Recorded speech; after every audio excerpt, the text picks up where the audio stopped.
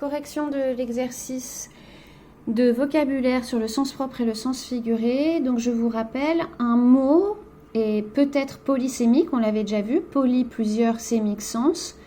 Un mot peut avoir plusieurs sens et notamment il peut avoir un sens propre et un sens figuré. Pas un sens propre et un sens sale, hein, on est bien d'accord. Donc un mot peut être employé dans son sens propre. Son sens propre, c'est le plus courant, le plus fréquent.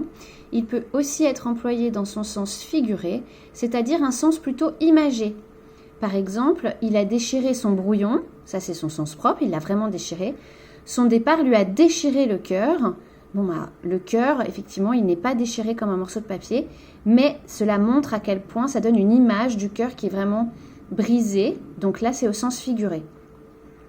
Vous aviez un exercice où vous deviez essayer de repérer si les mots étaient utilisés dans leur sens propre ou leur sens figuré. Si je dis « la poule couve ses œufs dans la paille de la grange », on est là au sens propre. Mais on dit souvent « cet enfant couve une grippe ». Ça veut dire qu'il y a peut-être une grippe qui va arriver. C'est au sens figuré. On dit aussi « le feu couve sous la cendre ». Donc la cendre, vous savez, c'est « ashes ». Donc le feu couve sous la cendre, ça veut dire qu'il est presque allumé. Nous aurons des nouvelles fraîches de nos amis partis en Guadeloupe.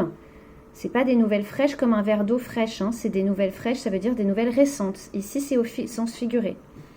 L'été, je préfère boire un verre d'eau fraîche, sens propre.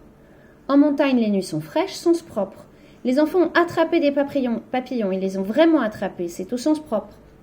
Mais quand je dis « chaque hiver, j'attrape une mauvaise grippe », eh bien là, c'est au sens figuré, puisqu'on n'est pas en train de l'attraper avec ses mains. Un bouchon de 10 km arrête la circulation. C'est au sens figuré, effectivement. Ça n'est pas un bouchon de bouteille qui bloque la circulation. Ces bouteilles de vin ont des bouchons en liège. Ici, on est au sens propre. Cet homme a des soucis, il a l'air sombre. Bon, c'est pas qu'il est devenu tout noir d'un seul coup. C'est qu'il est un peu triste. Donc ça, c'est au sens figuré. La pièce est sombre, allumons la lumière. Ici, on est au sens propre.